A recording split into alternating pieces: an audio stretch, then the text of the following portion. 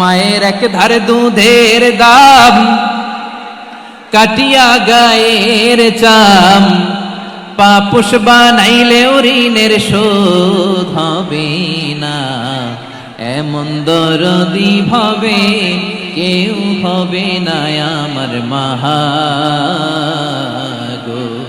মায়ের এক ধারে দুধের দাম, কাটিয়া গায়ের চাম, পাপুষ বানাইলেও ঋণের শোধ হবে না।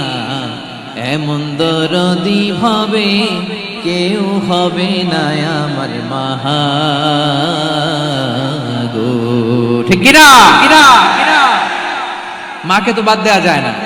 আল্লাহ বলে অবধারিত দুইটা ভার্ডিক তোমাদের জন্য, এক আল্লাহর ইবাদত করবা আর মা বাবার প্রতি ইহসান করবা। আদেশটা কার?